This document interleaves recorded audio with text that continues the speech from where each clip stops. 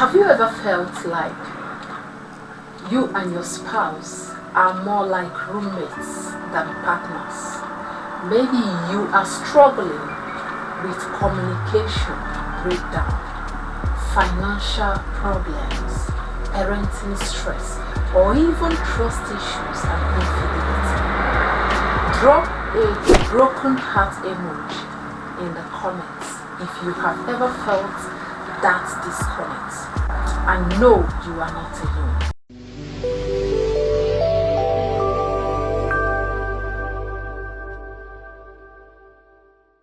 Hi, I'm Maryann, your relationship coach, and on today's Maryann Motivation, I'm going to show you exactly how to create a vision for your marriage that actually works. Vision that helps you weather tough times, manage stress together, keep the romance alive, and build emotional intimacy like never before. But let's be honest, marriage is not always easy. Every couple hits rough patches, from financial struggles to family conflicts, from mental health challenges to the pressure of parenting. But with the right mindset, open and honest communication, and a clear shared vision, your marriage can grow stronger through the storm. This video will help you learn how to forgive, stay positive, and when to seek support. So stay with me until the end, because I will share 9 powerful steps to change how you approach love, stress, and connection in your marriage. So grab your journal, lean in, and stay with me to the very end, because by the time we are done, you will have a powerful God-centered strategy to transform your marriage into the partnership you both dreamed of. It isn't just marriage advice. This is relationship transformation from a coach who's walked this road. Ready, let's build a marriage that thrives with clarity, purpose, and unshakable love. Marriage is a journey packed with love, joy, and companionship. However, it is not always smooth sailing. Every relationship, including yours, faces financial struggles, health issues, career stress, or personal differences. What matters most is how couples navigate these hardships together. If you are going through a tough time in your marriage, know that you're not alone. You and your partner can become stronger with the right mindset and strategies. In this case, I'm going to be sharing with you how to understand the impact of challenges in your marriage, because this is so crucial. Tough times can strain even the strongest marriages. Life happens, and stress, uncertainties, and external pressures can lead to emotional disconnection, increased conflict, and feelings of loneliness within the relationship. So I'm going to be sharing with you the 7 common challenges couples face. And the first one is financial problems. Money issues, debt, and job loss can create tension and lead to arguments. Many couples find it hard to overcome these particular challenges, but it's not supposed to be so in marriage. That takes me to the second, and that is health struggles. Chronic illness or mental health challenges can test a marriage's resilience, which many couples struggle with. And the third challenge we face is career stress. Demanding jobs or career transitions can also impact a marriage, affecting the quality of time and emotional connection. And the fourth one is parenting struggles. Raising children, especially those with special needs, can put pressure on couples and cause them to struggle in their marriages. If this feels like a heart-to-heart conversation, subscribe. Join our growing community of couples working to thrive, not just survive. And that takes me to the fifth common challenges we face, and that is external family conflict. Disagreements with in-laws or family interference can cause stress in marriage. And that takes me to the sixth common challenge, and that is communication breakdown. Misunderstandings and lack of effective communication can create emotional distance in a relationship. And now that takes me to the final one, and that is infidelity and trust issues. Betrayal can deeply cause a marriage, and rebuilding trust requires patience and effort. Despite these challenges, a strong and committed couple can overcome difficulties by adopting key strategies for resilience and growth. Which of these 7 struggles do you resonate with the most? Please type number in the comments, 1 to 7, and let's support each other in the replies. So right now I'm going to be sharing with you 9 steps on how to strengthen your marriage during tough times. Now the first one on my list on these 9 steps is prioritize open and honest communication. Communication is the foundation of a strong marriage. When facing challenges, you must openly discuss your fears, frustrations, and needs. Avoid bottling up emotions or assuming your partner understands what you are going through. No, they don't. So you have to learn to open up, be open, say it as it is, say it as you feel. So that takes me to the next thing I'm going to be discussing with you here. 4 tips for effective communication. This is so crucial, and the first one on my list is set aside uninterrupted time to talk. This is challenging, especially for people with children, for couples with children, and not just children, but children, younger ones, like younger children, like 5 years down, 5 years to 0 years a year. This can be challenging for you, but you have to set out time. Work schedule might affect you, so you have to schedule time that you know the children will not be at home if you have children. So that takes me to the next tip. I promised 4 tips. So the second tip is use I statements.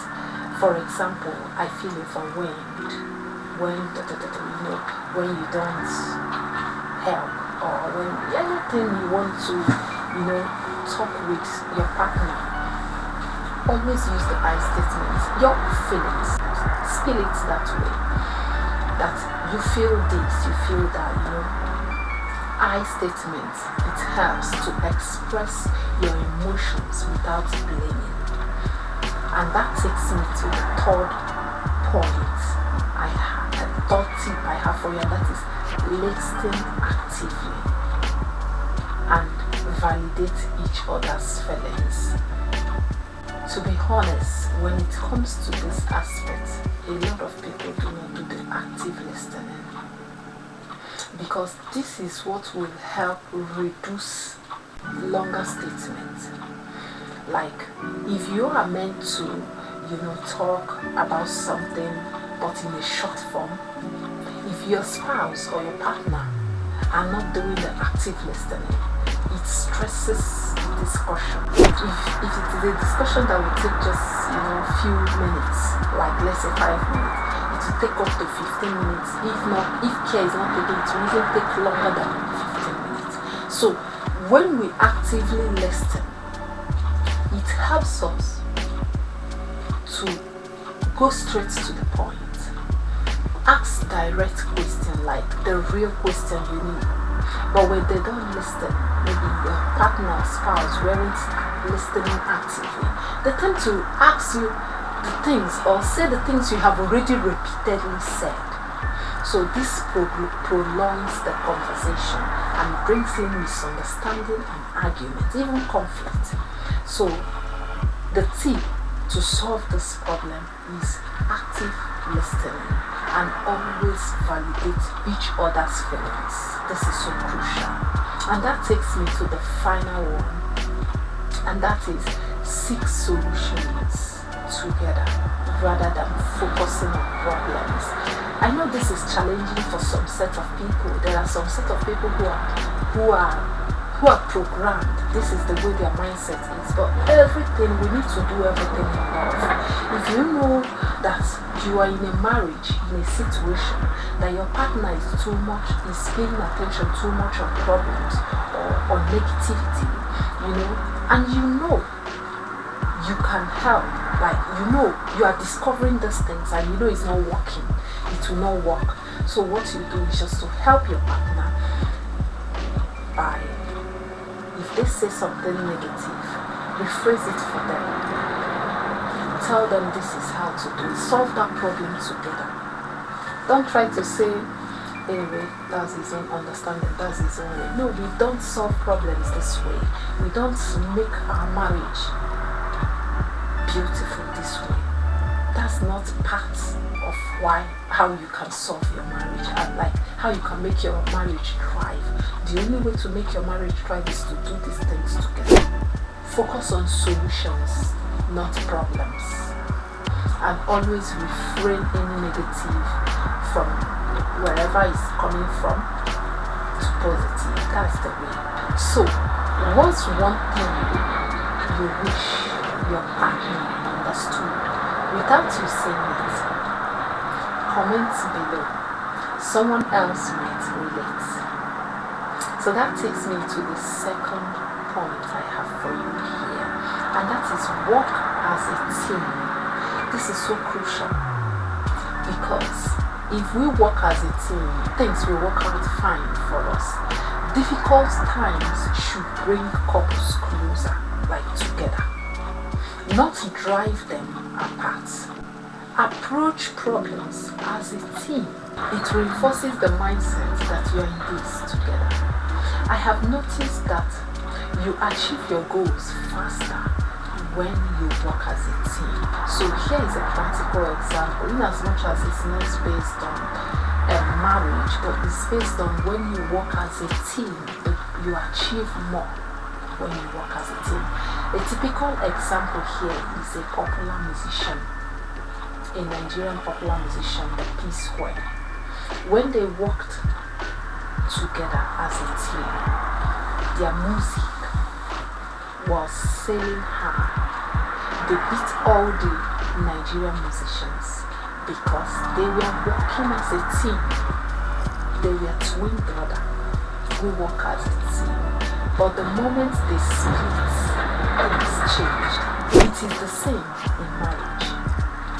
In everything we do with one another, including marriage, we should always conquer this urge to do it on our own. We always have this urge to always do it on our after work and do it on my own. The only situation that can make a person do it on their own is if they have been betrayed by their partner or by and whoever that is involved. So the thing here is very simple. Work as a team. That's the goal. But I'm going to be showing you the ways to foster teamwork in anything you do. The first one is make joint decisions regarding finances, parenting, and significant life choices. Because when you make joint decision with your partner, it also helps bring you closer. So the next way to foster this is support each other in emotionally, mentally, and physically. And the third way is encourage each other's strengths rather than pointing out weaknesses. And finally, celebrate small victories together, even during hardships. So the third way to strengthen your marriage during tough time is strengthen emotional intimacy. Challenges often lead to emotional disconnection, making it crucial to nurture your emotional bond. Your emotional bond is what connects both spouses. You have to know this is crucial and important. So how do you nurture this emotional bond? How do you build emotional intimacy if it weren't there or it has disappeared? First and first, express appreciation and gratitude daily. This is crucial because this is the only way you can build emotional intimacy between you and your spouse. And the second one is share positive memories to remind each other why you fell in love. The third one is offer words of affirmation and reassurance. And then the final one I have for you is spend quality time together, even just a simple walk or a heartfelt conversation can do. And that takes me to the fourth ways to strengthen your marriage during tough times, and that's manage stress together.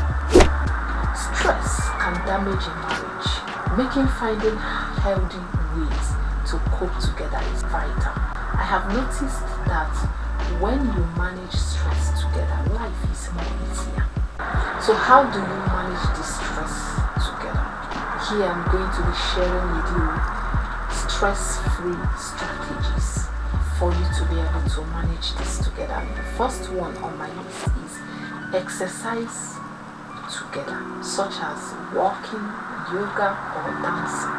Do things together. These things, bring emotional connection between you and your spouse. Even if your emotional connection has been distanced, this will bring them closer.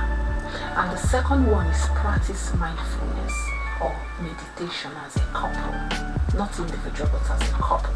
This also helps. And then the third tip to manage these stress relief strategies, take part in activities or hobbies that bring you joy. And the final one is seek laughter and humor to lighten difficult moments. This helps a lot. Sometimes I love doing this, especially when we are, together, even with the children. We do some things, we laugh over it. Even when life seems like it's hard, this relieves stress. And when we laugh, and my husband is the type, my spouse is the type that when he jokes, you think he's serious. But he's joking. So sometimes we get it. Or sometimes we are like, we laugh over it, but on the other hand, it seems like with his mean face, with his face, you feel like he's mean. No, he was joking. And we laugh things over. And this lightens us a bit. Make things more light and more easier. So this is how you live this life.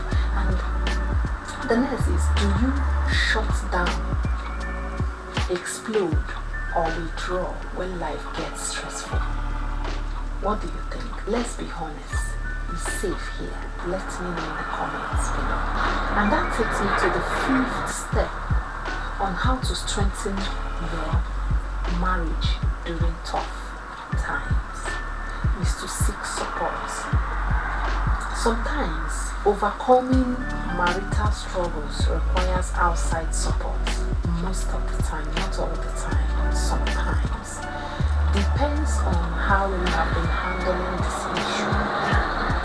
Seeking professional guidance is not a sign of weakness. I don't know, some people do think when they go out to seek for, if they couldn't get the advice they needed, they go to the right places to get them, they think it's a sign of weakness. No, it's not a sign of weakness. Rather, it's a proactive step towards strengthening your relationship. It's a testament to your commitment and love for each other. So here I'm going to be sharing with you options for seeking support when you have issues in your relationship. And the first one is marriage counseling. A therapist can help you navigate challenges and improve communication. But I will not insist on this, it's just my own opinion. But I have also heard some negative things about some therapists. I can't conclude. It's not in my power to do that, but you have to be intentional. You have to be alert. Okay, let me use mine as an example, my own experience. I once had a problem with my spouse. This was before we started having children. So I went to a priest, my parish priest. He's like a spiritual director for me. So I went to him to talk to him about the issue.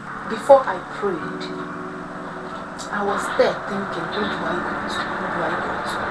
So because he didn't tell me anything in particular, I said, okay, let me go to my parish priest and talk to him about it. And I did. So when I did, I told him. So he now started, counseling me, asking me. I said to him, he was asking me what are the conversations that we had before the incident. So I started telling him that the only thing I can remember right now, that I told him about the revelation I had, and that was the only thing I can remember as of then. So he now started telling me why should I tell him about the revelation that I had? So I'm like, okay, am I not supposed to tell him? By then, my husband wasn't even in town. My husband was in Italy and I was in Nigeria studying at the same time. So this was what transpired. So I started asking myself, why would he say I should not talk to my husband about the revelation I had? Why will I not tell him? So I was like keen in asking, and he was saying I'm not supposed to be telling him anything concerning me. So I'm like, is this really the right advice? Like, is this really what I needed now? That was a question I asked myself. So after we had everything, he called my husband and talked to him. My husband was still keen in what he's saying, so I didn't say anything. I kept quiet. And that night I went home and I started praying. It was my prayer that revealed everything. So when I prayed, I brought out the Bible. I said, God, I have not done anything. I don't even know what I've done. Why he's asking me to go to my parents' house. So, but it's okay, no problem. But this Bible is a witness. I opened up the Bible. I prayed intensely, asking the host of heavens to intervene in my case, because I have not committed anything. And that was it. So the next day my mom called me, or is it the same day? My mom called me and said I should come home. So I have already promised my mom I'm coming tomorrow. I will not want to say to my mom I don't want to come. No, but I promised her I will be coming tomorrow, and that was my story. That's my story. So since then I started thinking twice whenever I want to consult an external person into my marital affair. Whenever they give me advice, I think I don't take every advice. I feel, because your conscience will tell you, your inner self will tell you this is right and this is not right. So I do the filtering. He may say it, he may have a good purpose for saying it. I do not know. But my point exactly is very simple. I literally filtered that aspect of not telling my husband or my spouse what the revelations I had. Because I've seen a lot of people who tell you anything that concerns you, don't tell your spouse. Like, don't tell your spouse this, don't tell your spouse that. To be honest, it's not helping. It's not helping in marriages. You're supposed to be to watch each other's back. The both of you, if you are there already in marriage and you have vowed to marry this person and be with this person forever, keeping secrets can never help you. No matter what you think that thing is, it will save you. If I had kept some things away from my husband, it would have worsened my marriage. Because there are people who are keen in destroying your marriage, and when they come in and start telling your spouse those things, you can't defend it because you never told your spouse anything before. You see the reason why you have to be open to your spouse. So I'm not saying you should not keep secret, but it's not helping. It can never help you when you have issues. That openness is what will even make your spouse to think twice about their decisions. So it's very crucial. And that takes me to the second options for seeking support. Like I said in the first one, you can visit a therapist who can help you for marriage counseling and whatsoever, but be alert. That's the key word I can give you here. And always listen to your inner heart. Whatsoever your inner heart tells you, follow it. So that takes me to the second options for seeking support, and that is support groups. Connecting with couples who face similar struggles can provide comfort and insight, because sometimes, to be honest, there are places I go on social media. I read through, I love reading most of the things, I love reading them. When I read through, it adds more insight into what I already knew. But another thing is, because when you don't know these things, there is no, and you don't go through, some of these groups, sometimes these things never occur to us. So visiting groups, support groups like this, who have common opinion, like common struggles, can also help you, give you some comfort and some insight. There are things I go through today, I don't know other people go through it. But when I, make research and I see some things, I'm like, some people even go through these things I'm going through. So it's reliefs. And that takes me to the third one, and that is personal coaching. A relationship coaching can offer tailored strategies to rebuild and strengthen the bond. Right away, we are doing free one-on-one coaching. So if you want one-on-one coaching based on you involved, no worries. If you want one-on-one coaching based on you and your spouse, it's perfectly okay. Either way is okay. So feel free to contact us if you need some coaching in your relationship. Send me an email at Maryann@buildingmarriage.com, because this is how we help couples in their relationships. So that takes me to the 6th steps to building, to strengthen your marriage during tough times, and that is cultivate forgiveness and patience. Forgiveness and patience are essential in marriage. I can't overemphasize on this, like seriously, especially during tough times. Holding on to resentment can create emotional distance, while forgiveness fosters healing and growth. In this particular aspect, I'm going to be sharing with you steps on practicing how to forgive. If you find it difficult, I've met some couples, whenever I talk about forgiveness, they vow never to forgive me. So I'm like, what's the essence then? Why did you get entangled with such person if you can't forgive them? Even if what they have done is the hardest thing, there are things that sometimes when I remember today, I'm like, I know I didn't do anything, I didn't commit anything, but I faced that problem, but God saved me from it. So when I remember God saved me from the shame or from it, then that's the main reason I had to forgive. Forgiveness is so crucial. Forgiveness is not about your partner, it's is about you. A lot of people who are diagnosed with cancer, these things for unforgiveness are part of them. So you have to help yourself, save your marriage, save your life by forgiving your spouse. Well, I'm going to be sharing with you steps on practicing how to forgive. And the first one is, first of all, acknowledge the pain, but choose to release anger.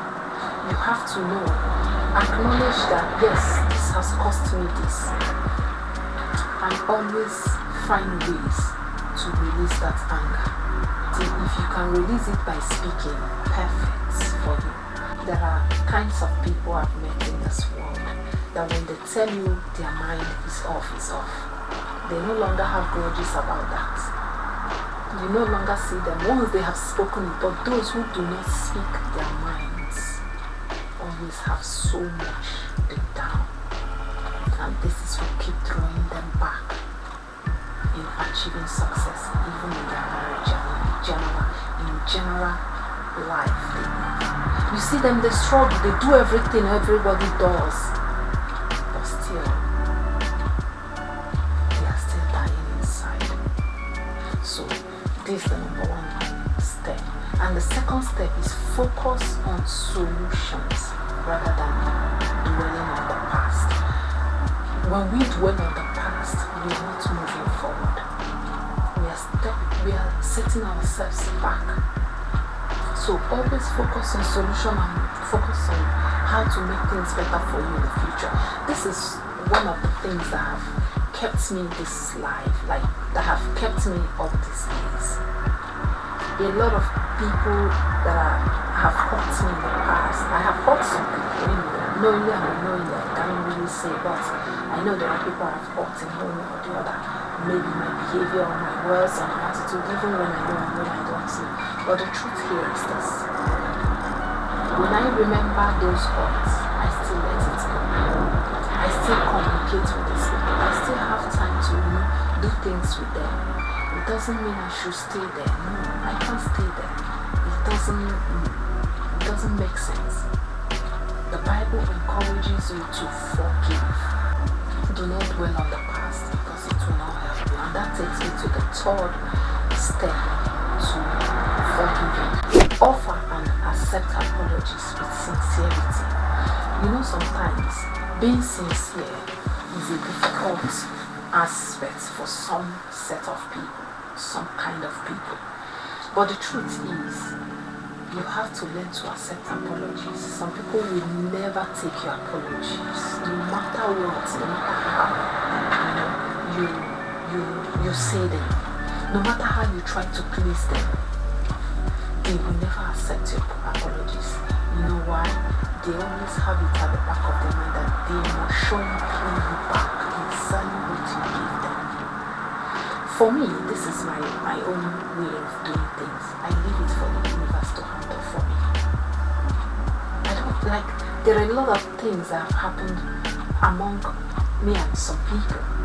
It's like me and some set of people that have dealt with in life, that have dealt with me. There are people who have dealt with me in one way or the other. I don't grudge about it. No, it's a waste of time. To be honest, my secret is this. It's a waste of time. The universe knows how to play it well good. The universe knows how to visit these individuals and pay them in good time. You don't have to bother yourself about repaying evil that someone did to you. So, my point exactly is, in my own case, I hand it over to God. The universe takes it through, And this thing they call the law of karma, it's real. It knows their address. Even when you relocate, it knows your new address. It keeps locating you until you do the necessary things. And there is also another thing I learned from the spiritual laws, and that is no debt goes unpaid in the spiritual world. We are spiritual beings living in the physical world. This person talking is not this flesh, rather is the spirit in. So, when we do things, let's remember this aspect. always remember to accept apologies when people apologize to you. I know some people do apology without a sincere heart. We know them, the universe knows them well, more than I do. But the truth is, no matter how they give it, accept it, let the universe do the rest. The universe will keep setting you free, like saving you in every situation. There are people who will offend you, who will do things and hurt you, and you give them gap. They find ways to come back. They are not coming back because they really like you. No. Maybe you forgave them, they didn't get you that well. So they are coming back to do more than what they have done before. So that's why we always need to apply wisdom in everything we do in life. For me, this is the key. Wisdom is everything. So whatsoever I'm doing today, I'm not applying wisdom, then I'm putting myself in danger. So be wise. Even the Bible says so. Be wise like the serpent and be calm like the dove. So offer apologies. If you know who you have offended, anyway, let me use this opportunity to apologize. If I've offended you in any way, I don't know. But I sincerely apologize. I didn't mean to. It's not part of what my plans to offend anyone. So, but we need to offer and accept apologies with sincerity, because this is the key to success in your life. Another thing you need to do, you need to remember that no one is perfect. This also lingers in me all the time. I keep telling myself this word. No one is perfect, and mistakes are part of growth. Always bear that in mind, and that's the way you will better. Has forgiveness ever saved your marriage or helped you move forward? If yes, say I believe in grace in the comment section. So that takes me to the 7th steps. Like I promised 9 steps, so we are close. 7 steps to strengthen your relationship during difficult or hard times or tough times. And that is, the 7th one is keep the romance alive. Even in difficult times, nurturing romance keeps the spark alive in a marriage. Love and intimacy should not be neglected when facing challenges. I know we are programmed to always, when we face challenge, we don't think about keeping the love alive and so on. But to be honest, we need to put them at the back of our mind so that whenever we face challenge, we remember this part and it will level up and enlighten our relationship as well. So here I'm going to be sharing with you simple ways to reignite romance in your marriage. In case you have lost that spark, the first one is plan date nights, even if they are at home. So the second one is leave thoughtful notes or messages. This is so romantic, especially if you're good in typing or your spouse are good in doing those things. When you do this, it will lighten up the content. And the third one is surprise each other with small gestures of love. You can buy little gifts to show your appreciation, to show the love. There are ways you can do that. So to lighten up the whole thing. For me, that brings the spark back. It brings it alive, and you are glad again. And the final one is express physical affection, such as hugs, kisses, and hand holding. And as you do these things, the children, if they are still young, they are learning from these things. You are teaching them without saying a word. That is the truth. You are teaching them these things without saying a word. So most of the things I do, I learned from people as well when I was growing up. So I learned, when I see good things, I emulate it, I pick them, and I apply it in my life, and that is it. So that takes me, without saying much, let's move on to the next one we have. And the next one we have is strengthen your marriage during tough times. steps. The number 8 is maintain a positive outlook. This is so crucial because perceptive plays a crucial role in navigating marital challenges. That's what I notice. Instead of seeing obstacles as threats, view them as opportunities for growth. It is the way to excel in life and as a couple. So how do you stay positive?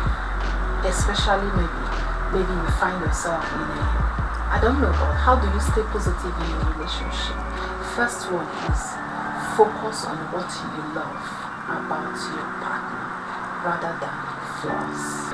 These things bring smile in their faces, even when they are going through hard times, maybe in the office or anywhere in their lives, and you chip in this little good gestures, this good aspect of them. You see, you lighten up their mood. There is no couple that doesn't quarrel, but when things happen, we put things in place again. So whenever I tell him, this little good aspect of him, he will just give that smile, and that smile is what makes it enjoyable. Like you feel like, oh, you're home. And it's in home that you get those things. You can't get it out there because there are a lot of bullies out there. There are a lot of, I don't know, but there are a lot of bad things going on out there. It's not like there are no good people, but we keep experiencing these things. So home is a place where we come in, we feel safe, we feel happy, and we take every constructive feedback as part of growth. Because that's the truth, that's how it is. The truth is, sometimes they don't even know they have those good qualities in them. That's why we always need to give them the good ones, and also if they have bad ones, you can give it to them in a way that they will not feel you're condemning them, but rather in a way that is lovable and that they can adjust on it. Because when you give constructive feedback this way, they can accept it and start working on themselves. I love it when people give me back, like give me feedback on what I did or I say, maybe how I say them, that I may be saying things like, now I may be saying things the way I feel. I may not know anything, I may not understand why I'm saying it, I may not understand if it's hurting someone out there. So that's why we have to open up and give feedback. If it's a good one, we take it. If it's a bad one, we work on them. Feedback is a good thing anyway. So with that being said, let's move into the second one, and that is remind yourselves that tough times are temporal. No situation remains the same forever. Things rotate. Today we are good, tomorrow we are bad, so next tomorrow we are a bit better tomorrow. So each day has its own. I learned this from the Bible. Each day has its problems. So we have to also recognize this even in our relationships with our spouse or with whoever you have over there. There are people you may fall out with. Doesn't mean you have no. You are fall out, no problem. Your life goes on. So the thing there is very simple. No situation lasts forever. So tough times doesn't last forever. It's temporary. You have to bear this up. And that takes me to the third step, and that is practice gratitude daily. This is also what will help you, in achieving forgiveness and, in achieving your life goals and everything concerning your relationship. You have to be grateful for everything. Practice it. Practice the same makes perfect. So when you practice, you become good at them, and that is it. So that takes me to the final one, and that is keep faith in your commitment and future together. If you do not have faith in your spouse or in your partner, tell me, who do you have faith in? Tell me how the relationship will be in the near future. So you have to always hope for better. Keep faith that things will be better in future. Things will be better is not you continue doing what you are doing, because if there is something you are doing in your relationship and you know your spouse doesn't like it, adjust, change from it.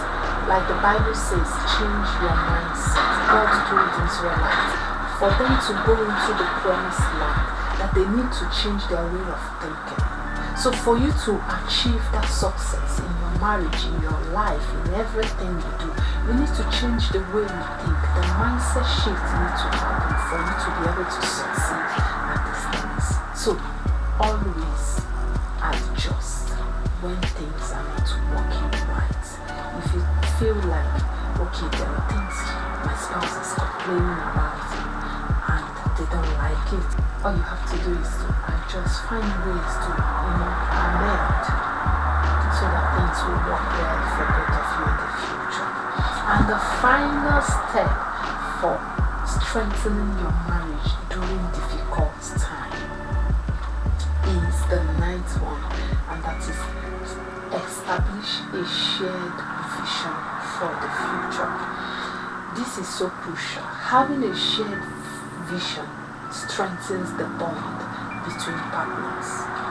Set goals together and remind each other of the life you are building as a team. I once said about team in the beginning of this video. So how then do you create a vision for your marriage, you may be asking? Anyway, I have few steps here you can take to create a vision for your marriage. And the first one is discuss short-term and long-term goals. Like I said, you have to set goals. There are things I have seen a lot of families, they don't have shared vision or shared goals. They do things on their own. Like this one has their goal. I know we are supposed to have individual goals, but then we are also supposed to have family goals, like the two couple coming together to plan something. Apart from this one saying they want this and they do it, that is not a shared goal. A shared goal is when you call me and your spouse is also there, including this plan, and you all start bringing suggestions on how to make this happen for you. If it is maybe a vacation, you start saying, okay, I think we need to go for this vacation. We need to save for this vacation. Okay, we start making plans. How do we start saving? How do we contribute? You bring, I bring. You do things together. This is it. Or you plan to, buy a home. You plan them together. You don't do things separately. Unless there are also some couples who do these things together for one reason, because they know they can't do it on their own. There are some couples also who do these things on their own without the involvement of the partner, because they felt they can do it on their own, they have the resource to do them. So that's not how to go about having a shared vision. So once you have your spouse and you want to build, indeed strengthen your relationship, you have to learn to start doing things. Those short-term goals and long-term goals, you have to start doing them together. That's the mindset, and that's how you strengthen your relationship. The person will be glad, you invited me in this, I'm gonna take charge, don't worry. Even if you're there to take charge of anything, they will support you to the last. So all we need is support to strengthen each other, to become each other, to watch each other's back and become each other's strength. With that being said, that takes me to the second point, and that is plan future experiences and adventures together. It's almost part of what I just said before. So you have to do everything you want to do in life. Don't just say, I want to do this, I have to go for it. It's good. But if you want your partner to be part of you, of your life, of what you do, of the family, you're gonna include them. Even if they are not gonna contribute anything, you're gonna include them. Don't try to exclude them from certain plans of your life, because when you do, you are not helping your marriage grow. You are not strengthening that marriage. Rather, you are creating a distance, emotional distance from your spouse. And tomorrow you start complaining. So you have to pay attention to this. These things, we are easily fall into this temptation so easily. So don't be part. Don't be among those who fall into this trap. With that being said, that takes me to the third point I have for you. That is, align your values and priorities as a couple. There are things I prioritize in life today that my spouse do not prioritize. So, how do we make things work together? It's because your way of seeing things might not be the same way of seeing things. But we have to help each other grow as a couple and as an individual. So, if I know there are things like, for me, before I make any decision now, I consider a lot of things. I consider the outcome. I consider the people involved. I consider the resource I'm going to use for that thing. I consider a lot of things. I consider my children. I consider how, for instance, if I'm not going to be home, who will be home to take care of the children? These things are things we need to prioritize, plan together. Like if you get a job, your spouse is working, you have to plan how are you people going to manage, for this job in order to take care of the children. The children matters a lot. We cannot be chasing money and abandon the children, because when you get the money, you will lose the children, and by then the money cannot get back the children for you. No. So we have to prioritize things when making decisions, when doing the things we do. So make sure your values and priorities are aligned together. A lot of people do not align these things together, and that's why things fall apart for them. They keep complaining, they are making this, they are making that, you're making the money, but you're not considering all the people involved. You're not considering the family, you're not considering your spouse, you're not considering anything. You're only considering yourself, and that is selfishness. So we have to, in order for we to strengthen our marriage, this is so key. You cannot have a successful marriage if you don't have these things. So that takes me to the final tip here, and that is support each other's personal growth and aspirations.